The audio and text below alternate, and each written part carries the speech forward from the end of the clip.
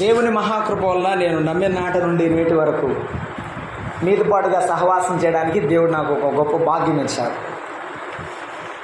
థామస్పేటలో ఉన్న Shalem Christian assembly కానీ, ఈ కొత్తపేటలో ఉన్న క్రైస్తవ ప్రార్థనా మందిరంతో కానీ దేవుడు ఇచ్చిన అనుబంధమును బట్టి ప్రభువుని స్తుతిస్తున్నాను.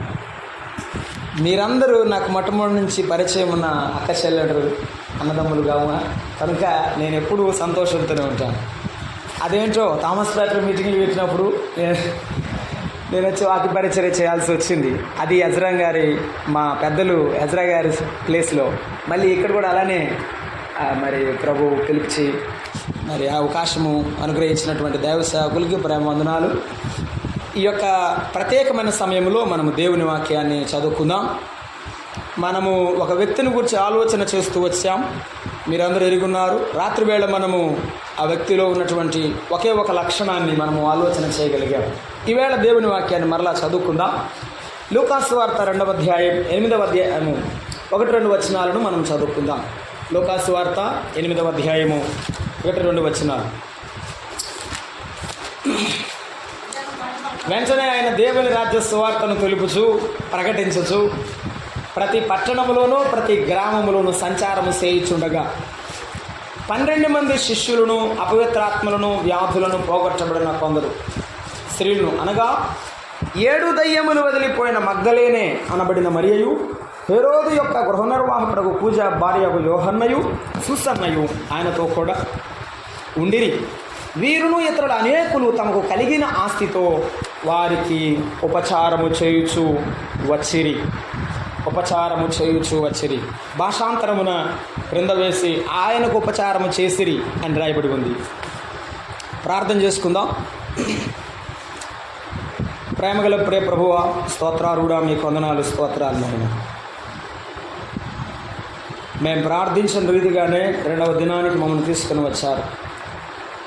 మీ దాసుని ద్వారా అందించిన శ్రేష్టమైన మీ వాక్యమును బట్టి, తలంపులను బట్టి మీకు స్తోత్రములు. మా ప్రభువా,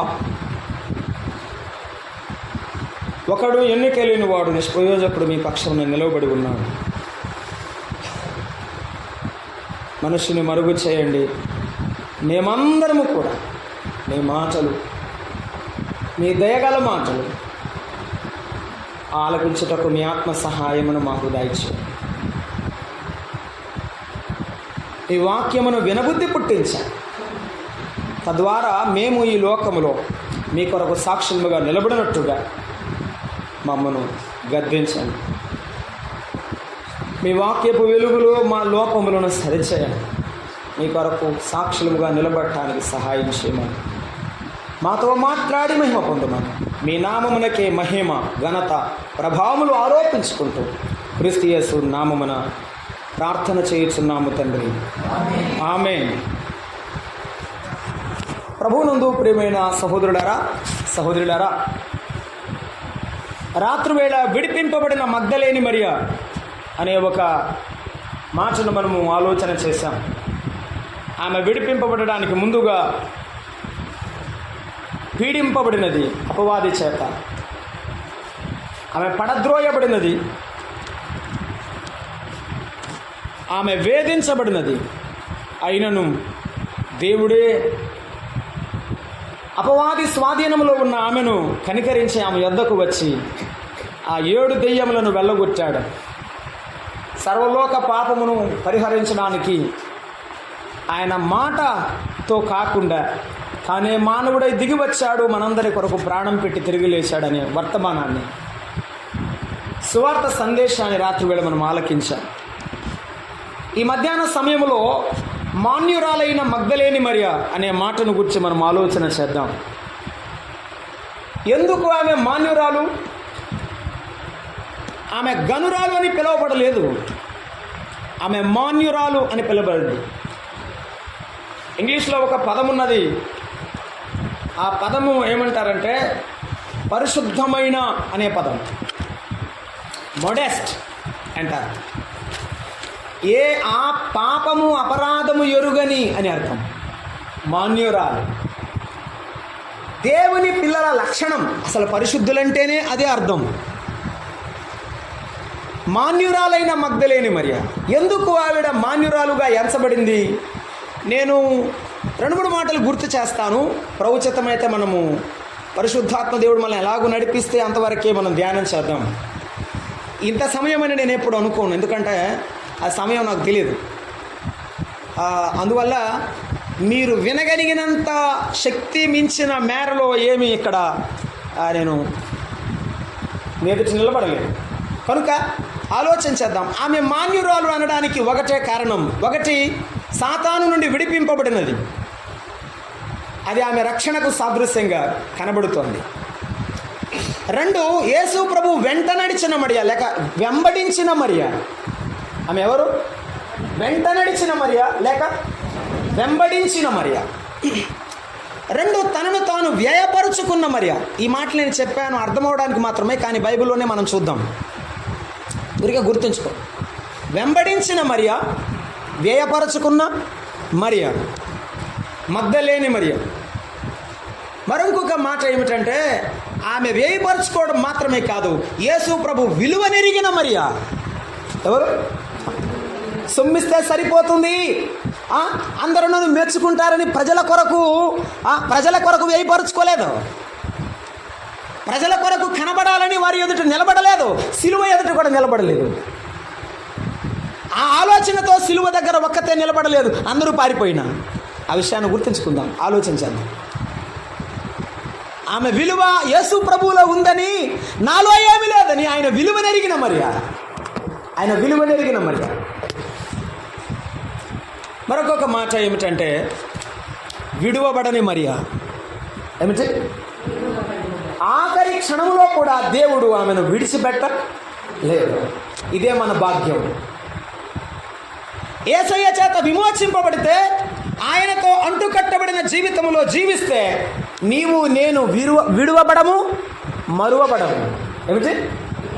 యేసుప్రభు ఒక మాట అన్నాడు, ఆకాశ పక్షులను చూడుడి, అవి విత్తవు, కోయవు, కొట్లలో కూర్చుకొనవు, అయినను దేవుడు వాటిని పోషిస్తున్నాడు. పిచ్చుకల కంటే శ్రేష్టమైన వారు మీరు కారా అన్నాడు. ఆయనకు మనం విలువైన వారము కనుక ఆయన మనల్ని విడిచిపెట్టేవాడు కాదు.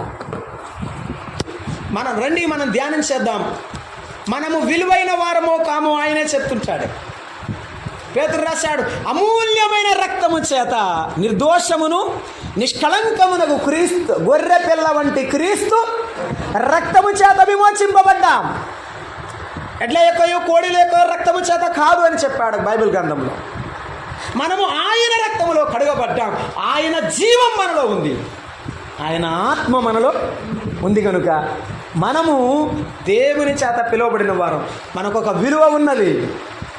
మన విలువ మన ప్రభు అయిన యేసుక్రీస్తు. ఆయనే మన విలువ. మొదటి మాట, ఆయనను వెంబడించిన లేకపోతే వెంట నడిచిన మరియా. ఆ మాట చూద్దాం. లూకాసు వార్తలో 8వ అధ్యాయంలో చదువుకున్నాం కదా. ఆ ప్రభువారు వెళ్ళుచూ ఉండగా అన్నాడు మొదటి వచనంలో, దేవుని రాజ్య సువార్తను తెలుపుచు ప్రకటించుచు ప్రతి పట్టణములో ప్రతి గ్రామములో సంచారము. ప్రభు ఒకసారి ఉన్నాడా? లేదు. యెరూషలేము మంచి సిటీ కాబట్టి అక్కడ ఉందాం అనుకోలేదు. ఆయన సంచారము చేయుచుండగా అన్నాడు. 12 మంది శిష్యులు, అపవిత్రాత్మలు, వ్యాధులు పోగొట్టబడిన కొంత స్త్రీలు, అనగా 7 దయ్యములు వదిలిపోయిన మగ్దలేని అనబడిన మరియయు చివర్లో ఆయనతో కూడా ఉండిరి. 2వ వచనం చివరిలో ఆయనతో కూడా ఉండిరి. ఎక్కడ? అదే చదువుకో. ప్రతి పట్టణములో, చెప్పండి, ప్రతి గ్రామములో. యేసు ప్రభు వెంబడి ఎక్కడున్నది? చెప్పమ్మా, చెప్పు. ప్రతి పట్టణములో, ప్రతి గ్రామములో యేసు ప్రభు వెంటే నడిచారు. ఇప్పుడు మీటింగ్లు కొత్తపేటలో పెడితే మీటింగ్కి వచ్చావు, సిరాల్లో పెడితే రావచ్చు, రాకపోవచ్చు, ఒంగోలులో పెడితే చెప్పలేదు, హైదరాబాద్ అయితే రాలేం బ్రదర్. కానీ వారు ఎలా ఉన్నారు? ప్రతి గ్రామం, ప్రతి పట్టణం, ఎక్కడైతే అక్కడ యేసయ్య ఎక్కడ ఉంటే అక్కడ ఉంటావా? మరి నా యేసయ్య ఎక్కడ ఉంటే నేను అక్కడే ఉంటాను. ఎంత గొప్ప దీవెన. ఒక మాట మనం చదువుకుందాం. మత్తయి సువార్త 14వ అధ్యాయం 13వ వచనాన్ని చూడండి. మత్తయి సువార్త 13వ అధ్యాయం 14వ వచనం. 13వ అధ్యాయం 14వ వచనంలో 13-14 కట్టున్నాడు. యేసు ఆ సంగతి విని అని ప్రారంభిస్తున్నాడు. ఏ సంగతి విని? ఇదిగో ఇలాగూ జరుగుతున్నది అని ఆయన చెవిన పడింది. ఆ సంగతి విని అంటే యోహానుడికి వచ్చిన సందర్భంలో అండి. దోణి ఎక్కి అక్కడి నుండి అరణ్య ప్రదేశమునకు ఏకాంతముగా వెళ్ళను. ఎవరికని చెప్పారా నేను వెళ్తున్నానని? చెప్పండి. ఇప్పుడు పత్రిక పంపిస్తేనే రావటం కష్టంగా ఉంది. తెలియకుండా ఎట్ట వస్తారు, గెలవకుండా ఎట్ట పోతామండి అనేవాళ్ళు కూడా ఉంటారు. నిజమా కదా? ఏకాంతముగా ఆయన వెళ్ళాడు, ఎవరికి తెలియకుండా. తర్వాత ఏం జరిగింది? బహుజన సమూహములు ఆ సంగతి విని పట్టణముల నుండి, నీకు నాకు బైక్ ఉంది, కారు ఉంది, అవసరమైతే ఏదైనా ఆటో కూడా ఎక్కొచ్చు, కానీ వాళ్ళకి ఏముండే 2 కాళ్ళేనంట. కాలినడకన బయలుదేరి ఎక్కడికి వెళ్ళారు? అరణ్యమునకు వెళ్ళారు అని చెప్పారు. ప్రజలు ఆయన వెంట వెళ్ళారు. మత్తయి సువార్త 17వ మొదటి వచనంలో చూస్తే యేసు ప్రభు వెంబడి ఆయన శిష్యులు వెళ్ళారు, ప్రజలు వెళ్ళారు, ఆయన వెంట ప్రతి ఒక్కరూ వెళ్ళారు. యేసు ప్రభు వారి వెంట నీ ఉంటే నీ ఒకటే తీర్మానం, ప్రభువా నీవెక్కడ ఉన్నా నీ దగ్గరకు నేను వస్తాను, నీ సన్నిధికి నేను వస్తాననే తీర్మానం ఉండాలి.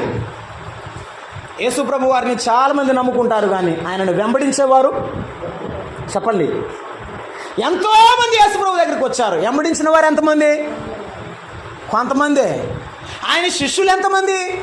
కొంతమంది. శిష్యుల్లో కూడా అసలు ఆయనకి ప్రాణం ఇచ్చిన వాళ్ళు ఎంతమంది? అయ్యో, ఒడ్డు గింజల నుంచి బీపీ గింజలలాగా తయారైంది. అది శాట్లో నుంచి అన్నం వండుకునే సట్టిలో ఉన్న బువ్వలాగా తయారైంది. మిషన్లో వేస్తే కాసిన పోగొట్టాడు మిషన్ అయ్య గారు. చాట్లో వేస్తే అమ్మగారు చెరిగి కాసిన పోగొట్టింది. వండిన తర్వాత ప్లేట్లో వేద్దామంటే పిల్లోడు గతి కింద పడేశాడు. నోట్లోకి వచ్చేదే కొద్దిగా కదా, అలా ఉంది ఇది. యేసయ్యను నమ్ముకున్న వాళ్ళు చాలామంది ఉన్నారని సంఘంలో సేవకుడు, పెద్దలు అందరూ ఎంతో సంతోషపడతారు. అమ్మ యేసు ప్రభుని నమ్ముకుంది, అబ్బాయి దేవుని నమ్ముకున్నాడు, సంఘం ఎంతో అభివృద్ధి చెందుతుంది అనుకుంటుంటే క్రమకుడుకులకు వచ్చేవాళ్ళు లేరు, ప్రార్థనకు వచ్చేవాళ్ళు లేరు. ప్రార్థనా కుడికి అస్సలే తక్కువ, వాక్యదాన కుడికి అస్సలే తక్కువ, సహోదరుల కుడికిలో సహోదరులు ఉంటుంది. యేసు ప్రభు వెంటబడి నడిచిన వాళ్ళు చాలామంది ఉన్నారు, కానీ వారు ఎటువంటి వారు తెలుసా? బలమైనటువంటి వారు.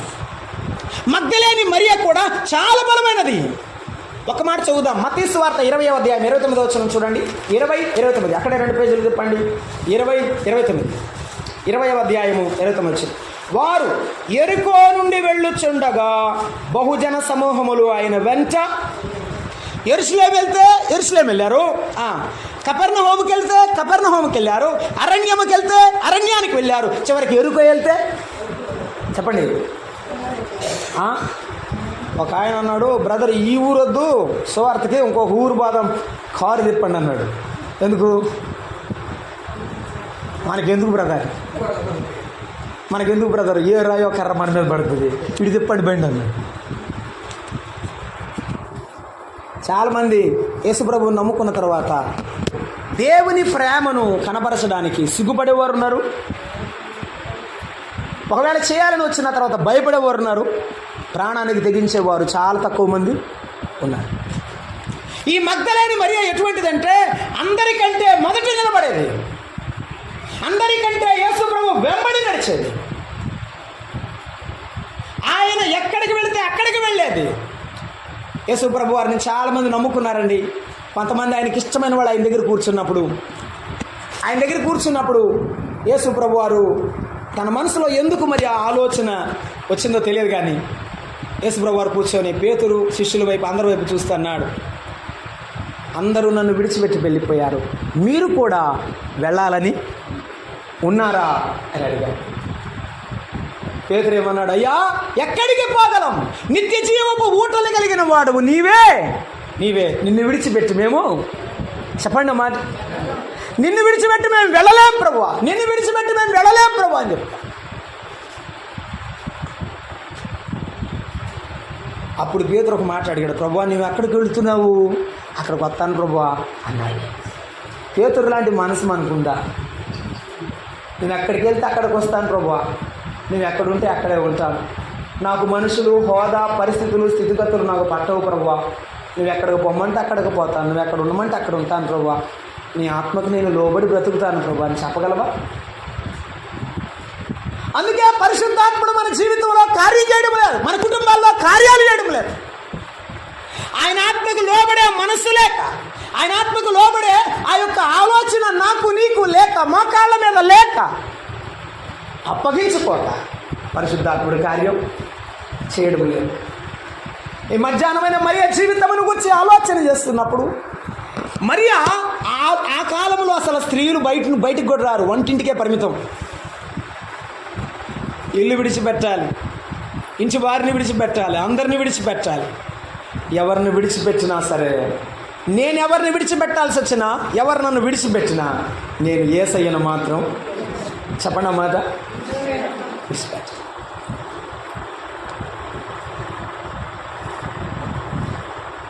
కన్నీరు తుడుచువాడా,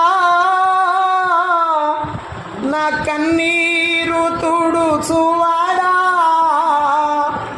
కాదెన్నడు నేను అనాథను, యేసు కాదెన్నడు నేను అనాథను.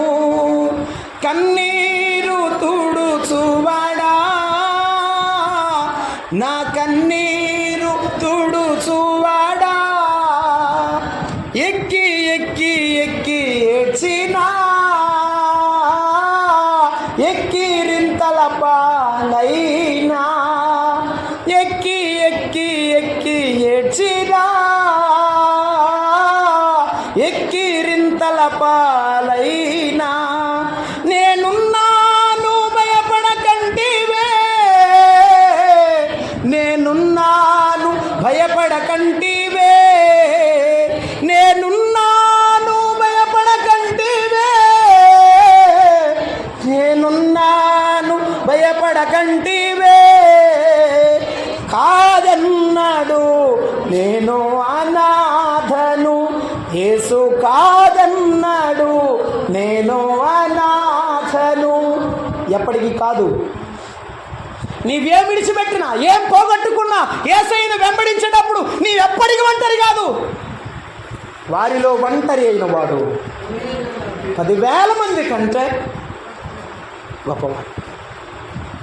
నీ ఒంటరివి కాదు, వేవేల సైన్య దూతలతో సమూహముతో సర్వశక్తి సంపన్నుడు నీ వెనక నిలబడి ఉన్నాడు. మర్చిపోవద్దు. మరి తన జీవితంలో అంతా పోగొట్టుకుని, అంతా విడిచిపెట్టిన యేసయ్య వెంటే ఉంది. నాకెవరు లేకపోయినా నీ వెంట ఉంటాను ప్రభువా, నీతోనే బ్రతుకుతాను, ఈ జీవితం నీతోనే ముగిస్తుంది. నీవు తప్ప నాకెవరు ఈ లోకంలో లేరు, ఎంతమంది ఉన్నా నా వెంబటి ఎప్పటికీ రాలేరు. చెప్పగలవా?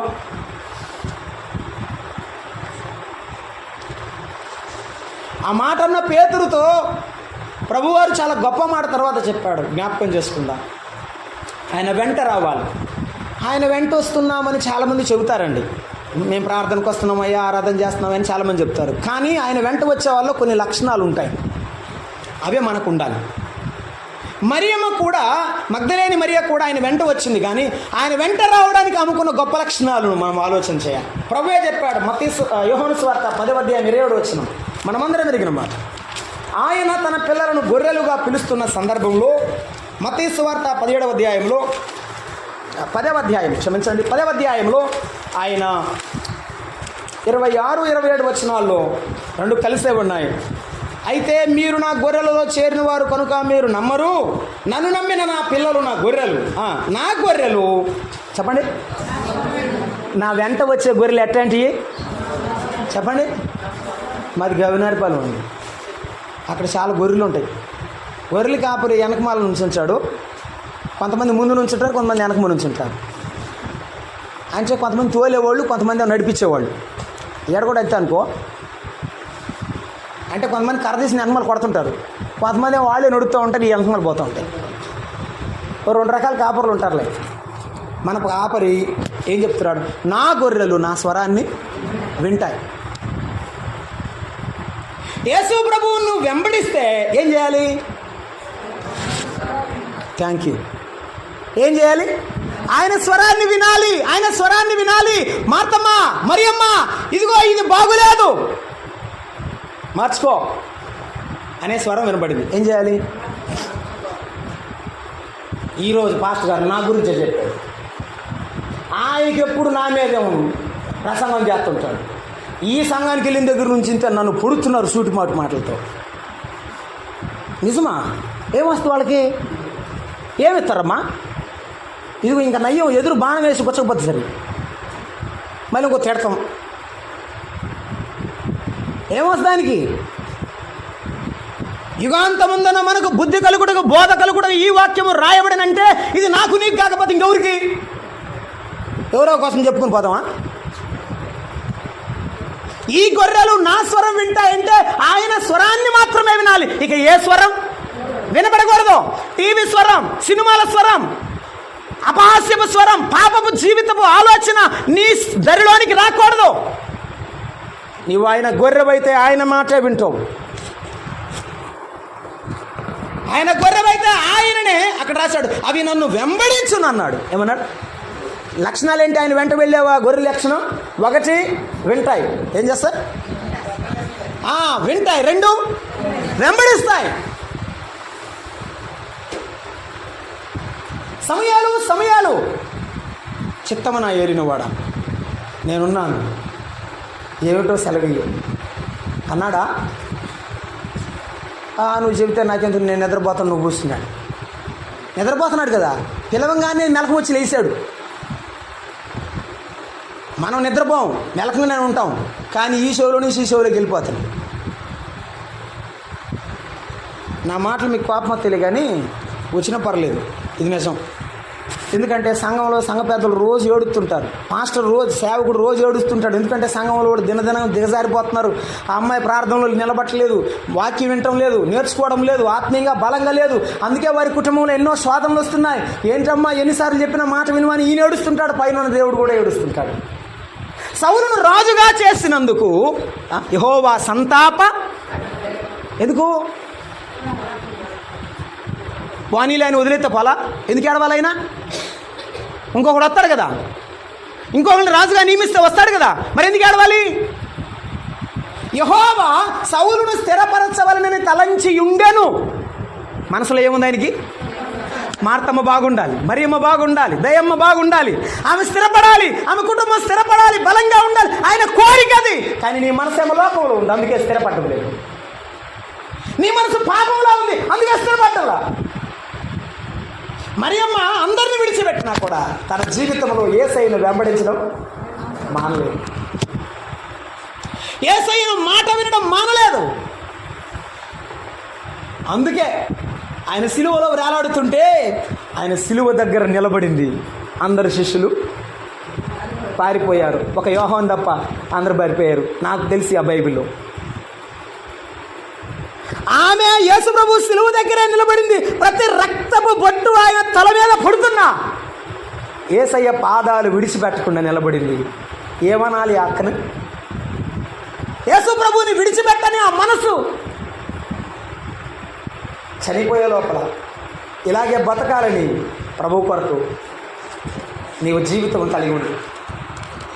యేసయ్య మా సహోదరి మరియవలే బతుకుతాను, నిన్ను విడిచిపెట్టకుండా వెంబడించి బతుకుతాను.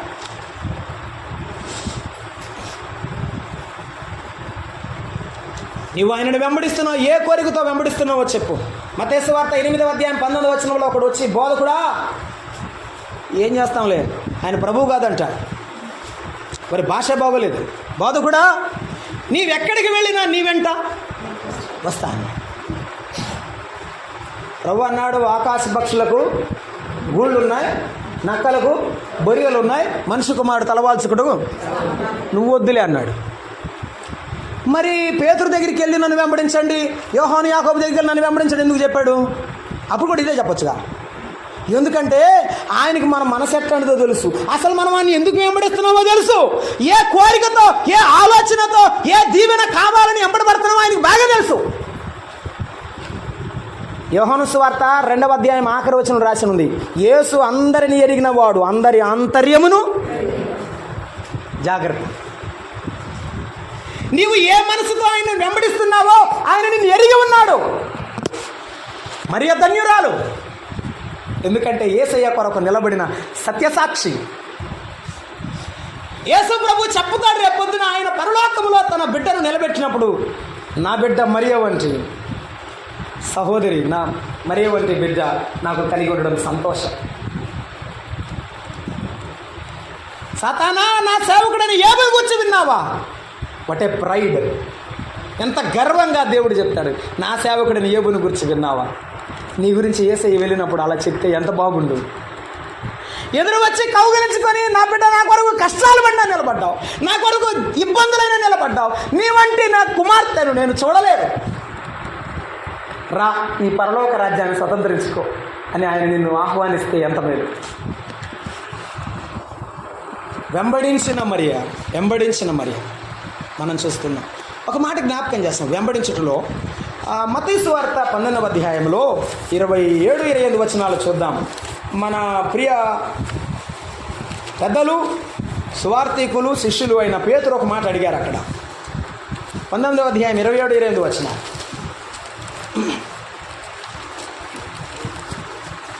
19వ అధ్యాయం 27-28 వచనాలు.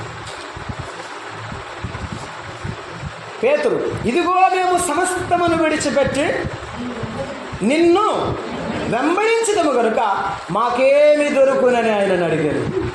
ఏం చేశాడు పేతురు? సమస్తం విడిచిపెట్టి.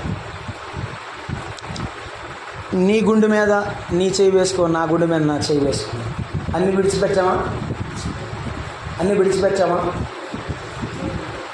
పేతురు యేసు ప్రభు దగ్గరికి వచ్చాడు, చనిపోయి పునరుద్ధానుడైన తర్వాత ఆ దగ్గర ప్రభు దగ్గర నిలబడినప్పుడు ప్రభు అన్నాడు, ప్రేమించుచున్నావ నన్ను వీరందరి కన్న మిన్నా అనియున్న ప్రభువు అనుచుండే నేడు విని నీవు మేల్కోను ప్రియుడా. పేతురా, నా భక్తుడా, నన్ను ప్రేమిస్తున్నావా అని అడిగాడు. నీకే తెలుసు ప్రభువా అన్నాడు. యోహాను సువార్త 20వ అధ్యాయంలో ఈ సంభాషణ ఉంది. రెండోసారి అడిగితే వ్యసనపడి అనే మాట రాయబడింది. ఎందుకు వ్యసనపడ్డాడు? నువ్వు తప్ప నాకు ఏ బతుకు లేదు ప్రభు అన్నవాడు అంతకుముందు ఏమన్నాడంటే, ఆయన ఎవరో నాకు, నేను ఆయనను ఎరగనని ముమ్మారు పలికాడు. కాబట్టి నేను ఇలా తప్పిపోయానని మరలా ఇప్పుడు తిరిగి వచ్చిన యేసయ్యకు నా మీద నమ్మకం లేదు.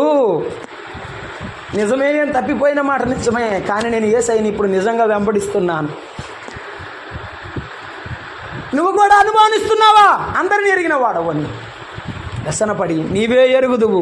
అలాగైతే ఒక పని చెయ్యి, నన్ను ప్రేమిస్తే నా గొర్రెలను కాయి, నా పిల్లలను ప్రేమించు, నా పిల్లల కొరకు ప్రాణం పెట్టు. యేసు ప్రభు గొప్ప బాధ్యత పేతురు భుజాన విడిచిపెట్టి వెళ్ళిపోయాడు.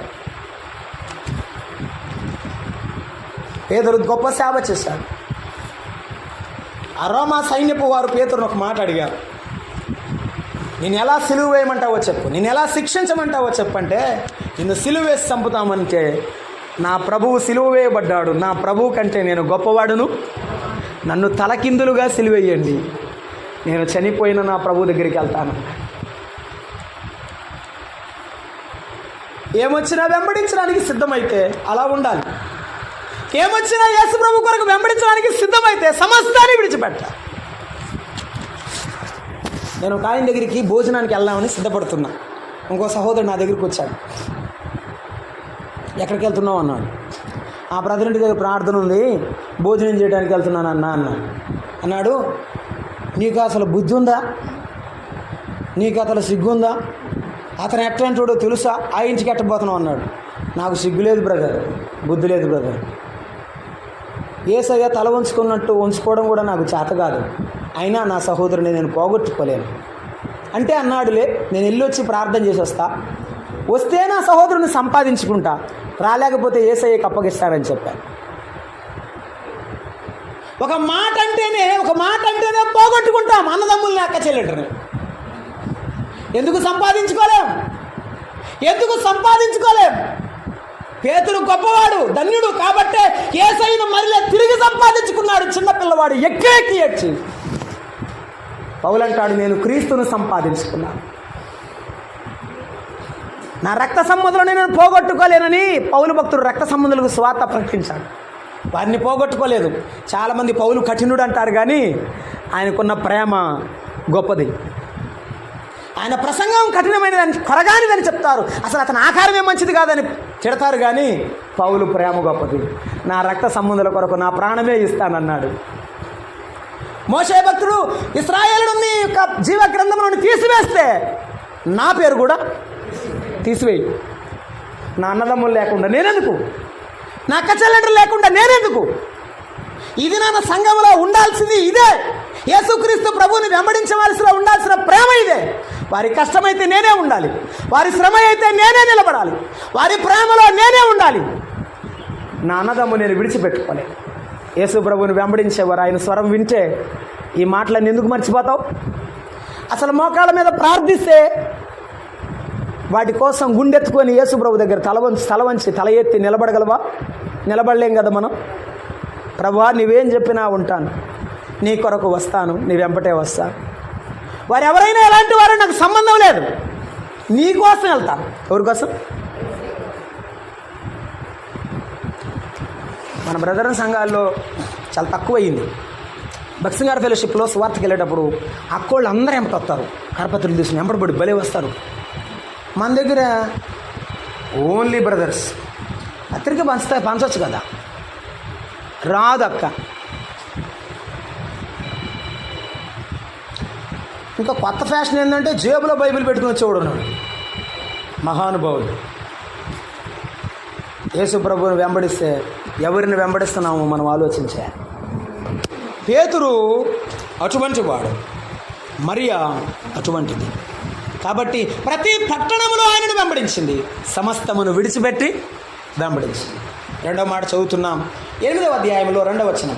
లూకాసు వార్త 8వ అధ్యాయం 2వ వచనం. ఎలా వెంబడించింది ఆ మాట చూద్దాం. 8వ అధ్యాయం 2వ వచనం.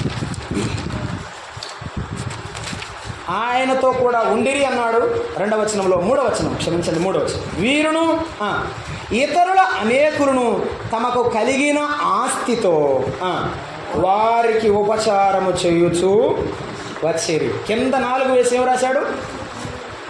ఆయనకు ఉపచారము చేసిరి. ఆ మాటకి నేను ఇలా పేరు పెట్టుకున్నాను, తనను తాను వ్యయపరుచుకున్నది. తన శరీరమే ఇచ్చిందా, తన కష్టముతో పరిగెత్తుకొని వచ్చి సువార్త చెప్పిందా, తన సొమ్మే ఇచ్చిందా, తన సమయాన్నే ఇచ్చిందా? అంతా యేసయ్యకి ఇచ్చి యేసు ప్రభు వెంబడి పరిగెత్తింది. నాకు అప్పుడప్పుడు చాలాసార్లు చెప్పాను, ఇప్పుడు కూడా చెప్తాను. సుంకపు గుత్తదారుడైన మత్తయి అక్కడ మెట్టు మీద కూర్చున్నాడు. యేసు ప్రభు ఏమన్నాడు? నన్ను వెంబడించమన్నాడు. ఏమన్నాడు? నేను ఆడాగి బైబిల్ చదివేటప్పుడు, అవును మత్తయ్య ఎట్ట వెంబడించావయ్యా, ఏం చూసావు? ఏమో ఆయన ముఖం చూడాలని వెళ్ళాలనిపించింది, అంతే, వెళ్ళిపోయా. యేసయ్య అటువంటి వాడు. ఆయన ముఖం చూస్తే నీకెవరు కనపడరు, ఆయనే కనపడతాడు. అందుకనే దావీదు భక్తుడు అన్నాడు, ప్రతి ఉదయ సాయంత్రము నీ ముఖ దర్శనము. అందరి ముఖాలు చూడటానికి ఇష్టపడతాం కానీ అరే రమ్మను రా పొద్దున నువ్వు చూడమ్మ నా ముఖం. ఇంకా చూసేవాళ్ళు కూడా ఉండారులే. ఆ ముఖం చూస్తాడంట బాగుంటుందంట. అందుకని కళ్ళు తిరగకుండా నువ్వే రారా చింతల్లి, నువ్వే రారా బొడ్డోడా అని పిలిచి ముఖం చూస్తాయి. యేసయ్య ముఖం చూడదు మోకాళ్ళ మీద. ఏ విశ్వాసం ఏందో, నిజమా కదా? కాబట్టి మన జీవితంలో మనము ఎంతవరకు యేసయ్యను ప్రేమిస్తున్నాం, వెంబడిస్తున్నామో తెలిసేది ఏంటంటే, ఒకటి మన జీవితం, 2 మన సొమ్ము. ఏంటి? ఏమైనా ఇచ్చిందా అక్క? చెయ్య మాత్రం గుప్పిడి నువ్వు ఎవరు తీలేరు. ఏంటి? గుప్పిడి ఎవరు తీలేరట అంటే ఏంటి? పిల్లికి బెచ్చం పెడతాం. వ్యయపరుచుకునే వారిలో ఉన్నారు. ఒక్క మాట చదువుదాం. యోహాను సువార్త 12వ అధ్యాయం 2-3 వచనం. త్వరగా యోహాను సువార్త 12వ అధ్యాయం 1-2 వచనాలు. యేసు ప్రభు వారు లాజర్ని బాగు చేసిన సందర్భం అది. మరియా మార్తల ఇంటిలో ఆయన ఉన్నాడు. 12వ అధ్యాయం 1వ వచనం. కాబట్టి యేసు తాను మృతులలో లేపిన లాజరు ఉన్న బేతనీకు పస్కా పండుగ 6 దినములు ముందుగా వచ్చెను. అక్కడ వారు ఆయనకు విందు చేసిరి. మార్త ఏం చేసింది?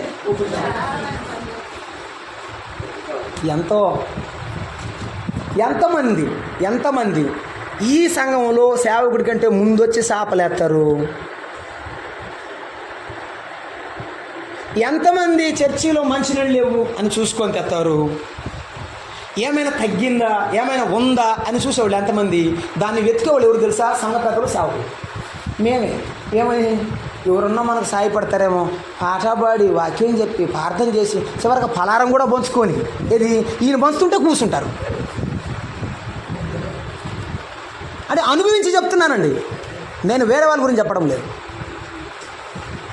మళ్ళీ మేము చేపలేసి కుర్చీలు వేస్తే అంతవరకు నయ్యమే, మీరు చాలా మంచోళ్ళు.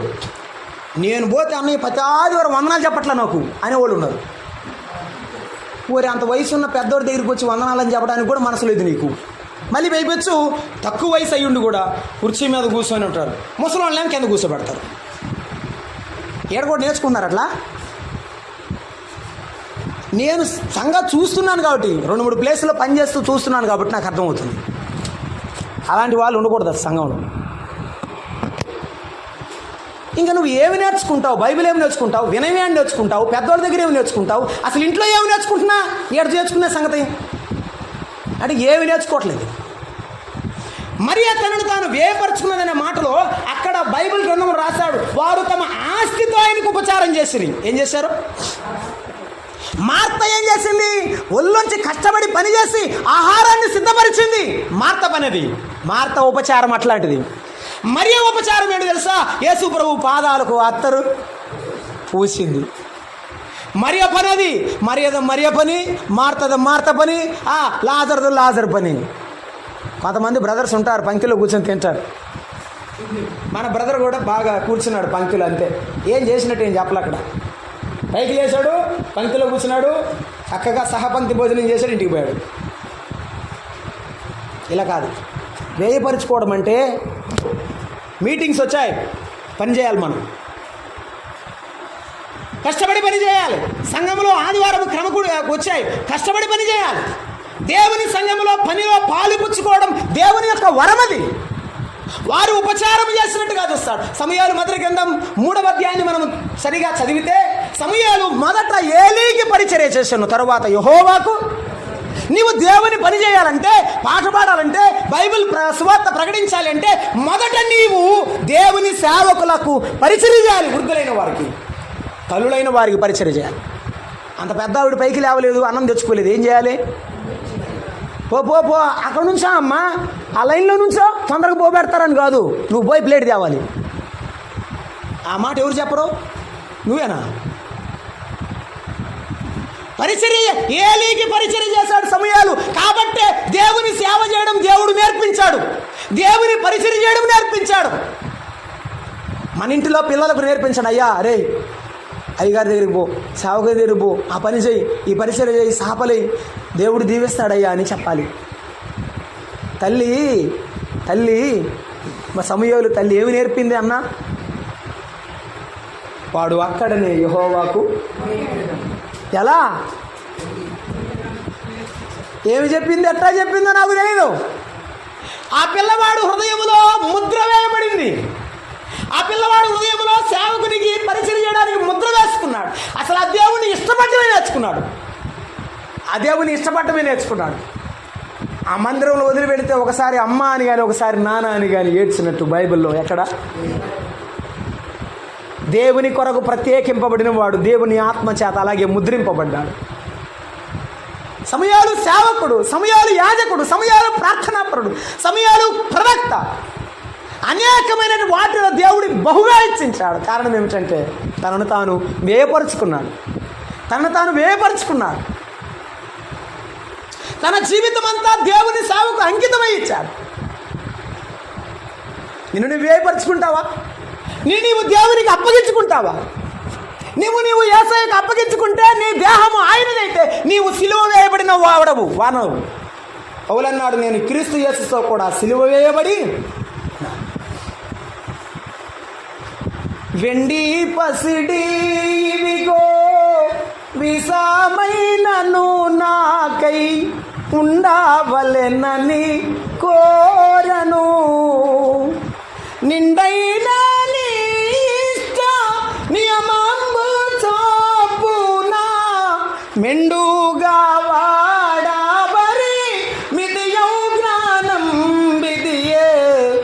తనువు నాదిది గోగై గొనుమియా ప్రభువాని పనికిల్ ప్రాతిష్ఠించుమి. ఈ చేతులతో నీ పని చేస్తా, ఈ గొంతుతో నీ పాట పాడతా, ఈ కాళ్ళతో పరిగెత్తుకెళ్ళి నీ సువార్త ప్రకటిస్తా, నీ కొరకే జీవిస్తా. అలాగైతే యేసయ్య నీ జీవితానికి ఒక మార్గమై ఉంటాడు. యేసయ్య నీ జీవితానికి ఒక భవిష్యత్తు అయి ఉంటాడు. చాలాసార్లు చెప్పే అలవాటు ఉంది, ఇప్పుడు కూడా అదే గుర్తు చేస్తాను. సైనికులు యేసయ్యను సిలువ మ్రాను భుజాన మోపించారు, కొరడాలతో కొట్టుకుంటూ తీసుకెళ్లారు కదండి. కొండ మీదకి వెళ్ళిన తర్వాత ఏం చేశారు? ఏం దాటుతారు ఏందమ్మా? ఏం చేశారు?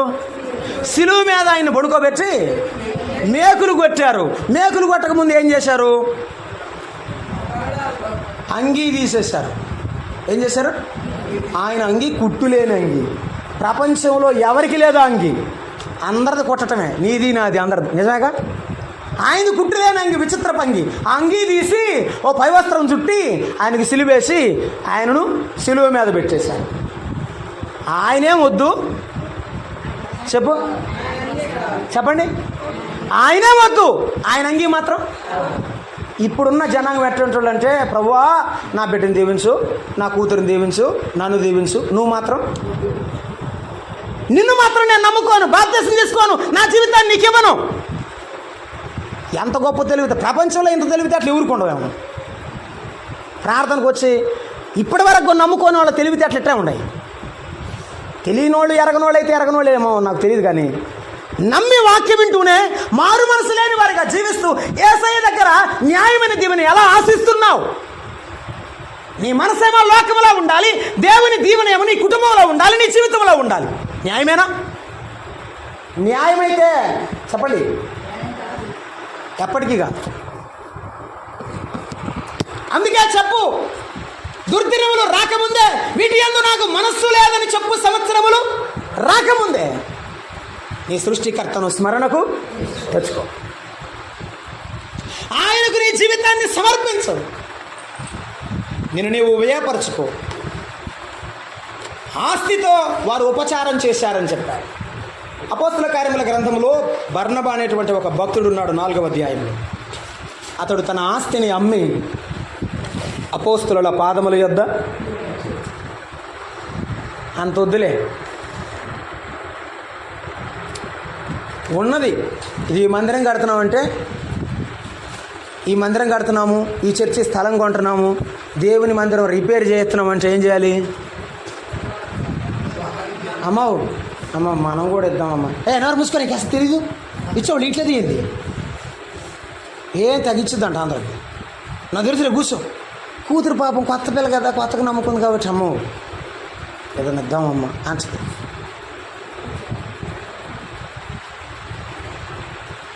మీ గురించి చెప్పట్లే, నేను ముందే చెప్తాను. ఇట్లాంటి వాళ్ళు చూశాను కాబట్టి చెప్తాను. అనొచ్చా? నువ్వు పోయినా నీ ఇత్తనము లేకపోతే దేవుని వాక్యపు బీజము నీ బిడ్డ హృదయంలో వేసి పోవాలి. వేయకూడని చెత్తేసిపోకు. ఆమె వ్యయపరుచుకునేటప్పుడు తమ ఆస్తినిచ్చింది. బర్నబా తన ఆస్తిని అంతా కూడా అపోస్తలుల పాదాల దగ్గర పెట్టితే ఒక ఇద్దరు భార్యాభర్తలు అనుకున్నారు, మనం కూడా అమ్మాయి మనం కూడా ఇద్దాం, మనం కూడా ఇద్దాం, ఇద్దామంటే ఇద్దాం. ఇద్దరు ఏమనుకున్నారు? ఇద్దాం అనుకున్నారు.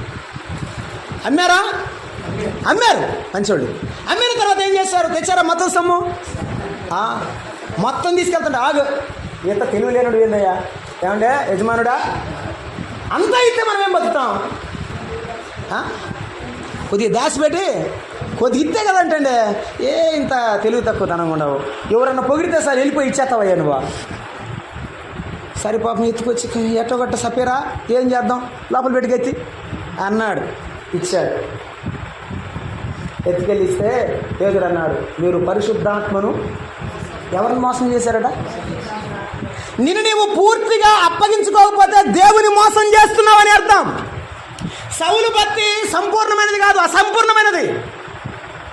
అమాలేకీయులను కొంత ఉంచుకున్నా, లేకపోతే దాచిపెట్టుకున్న ఆ పశువులను, ఆ ఎడ్లను దాచిపెట్టుకున్న బుద్ధి ఇంకా ఏ పాపము కొంత దాసి పెట్టుకుంటావో ప్రభు ఆత్మ నీలో పరిచర్య కార్యము చేయడు. అసలు బైబిల్లో చెప్పిన మాట, పరిశుద్ధాత్మ లేకుండా ఎవడు ప్రభువును ప్రతిదినము కాల్చుకో, ప్రతిదినము నలగొట్టుకో. ప్రభువుకి ఇష్టముగా బ్రతకడానికి నీవు మోకాళ్ళ మీద నలగొట్టుకో. అప్పుడే నీవు సమర్పించుకున్నట్టు, అప్పుడే నీవు దేవునికి దినదినముగా సమర్పించుకుంటూ ముందుకు వెళ్ళాలి. వారు అలాగే ప్రభువుకు సమర్పించుకున్నారు, తమ ఆస్తిని ఇచ్చారు. దేవుని పరిశుద్ధాత్మను మోసపుచ్చడానికి ప్రయత్నించిన వారు తమ ప్రాణాలను పోగొట్టుకున్నారు. సొమ్మును ప్రేమించిన వారు సొమ్ముతోనే వెళ్ళిపోయారు. యేసయ్యను ప్రేమించిన వారు యేసయ్యతోనే వచ్చారు. యేసయ్యతోనే వచ్చారు.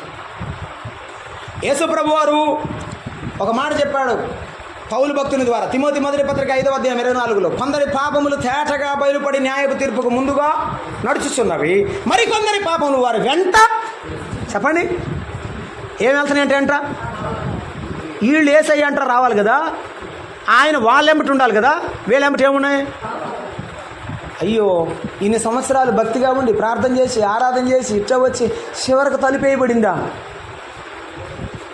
చివరికి పాపాలే వెంటబోతున్నాయా? ఎన్నో సంవత్సరాలు సైన్యంలో కష్టపడి పని చేశాడు, యెహోషువతో యుద్ధాలు చాలా చేశాడు. కానీ చివరికి ఆకానా, ఎందుకు ఆ దోపుడు సొమ్ము తీసుకున్నావని పిలిస్తే ఆకాను తల వంచి నిలబడ్డాడు. పొరపాటున తెలియక ఒక 2 షీనారు వస్త్రాలు బంగారపు కమ్మెను తీసుకొచ్చి గుడారంలో దాచిపెట్టి దేవుని నామానికి అవమానం తీసుకుని వచ్చిన ఆకాను తన జీవితంలో ఏమి సంపాదించాడు?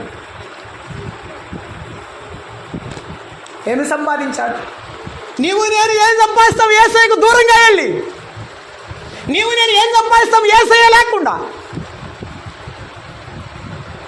తలలు వంచండి, ప్రార్థన చేద్దాం.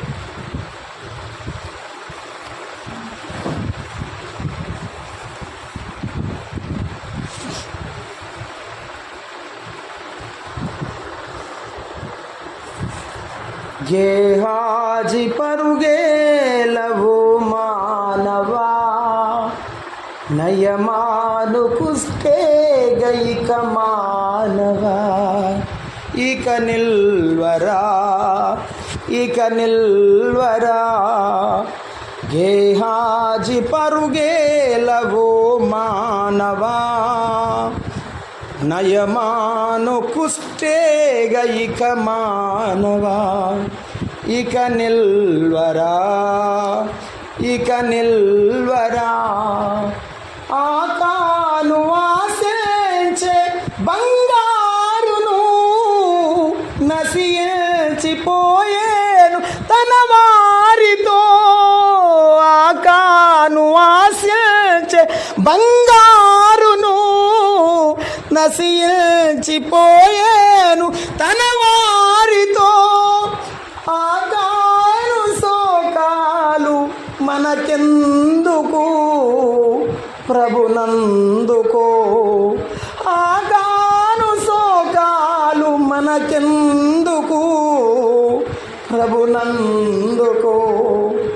అక్క అన్న మరియవలే వెంబడించి దేవుని ఎదుట బడా నమ్మకమైన మంచి దాసుడు అనిపించుకోవడానికి ఎందుకు నీ వెనకడుగు వేస్తావు?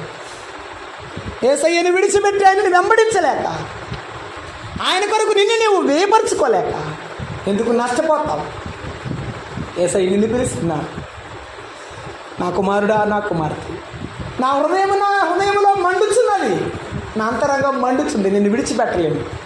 ఎఫ్రాయిము, నా ఎడమ చెయ్యి కూడా నిన్ను మరిచిపోదు. యేసుప్రభు మరిచే దేవుడు కాదు. అందుకే ఈ మధ్యాహ్నం వేళ అడుగుతున్నాడు, ఎక్కడ పడిపోయావో పైకి రా, ఎక్కడ పడిపోయావో తిరిగిరా. ప్రభు నిన్ను నిలబెడతాడు. మళ్ళా నీవు అందరికీ ఆదర్శంగా అనేక ఆత్మలు సంపాదించే తల్లివిగా నిలబడతావు. ఈరోజు మీదటి నిలబడిన వాడు, ఒక తల్లి ప్రార్థన కొరతో నిలబడిన వాడు, ఆ ప్రభువు కృపతో నింపబడి సాక్ష్యం ఇస్తున్నావు. నీవు కూడా నీ బిడ్డలను సంపాదించు, నీ భర్తను సంపాదించు, నీ బంధువులను సంపాదించు. యేసయ్యను పోగొట్టుకొని ఒంటరిగా నిలబడద్దు, రిక్తురాలుగా నిలబడద్దు. దేవుడు నన్ను రిక్తురాలిగా రాజేశానని నయోమి చెప్పినట్టు చెప్పనేలా? అందుకు యేసయ్య నిన్ను నన్ను పిలవలేదు కదా. ఈ మధ్యాహ్న సమయంలో ప్రభువా నీ కొరకే బ్రతుకుతాను, నా జీవితం నీ కొరకే అంకితమై ఇస్తానని ప్రార్థన చేయి. ప్రేమగల తండ్రి, దయాళుడా, స్తోత్రములు. ఈ మధ్యాహ్న వేళ మా సహోదరి మగ్ధలేని మరియ జీవితంలోను మీరు అందించిన మీ వాక్కులకై మీకు స్తోత్రం. ఎల్లప్పుడూ మీ కొరకు బ్రతికే భాగ్యము దయచేయండి. విడువక ఎడబాయక ముందుకు సాగునట్లు ఆత్మీయ జీవితంలో మా ప్రతి సహాయపు రాయి నీవే అని మీ వైపు చూస్తుండగా ఆదరించి నడిపించి బలపరచుమని, మీ వాక్యమన్న ప్రతి బిడ్డలో మీ గొప్ప కార్యము జరిగించమని క్రీస్తు యేసు నామమున ప్రార్థన చేస్తున్నాం తండ్రి. ఆమేన్. అందరికీ వందనాలు.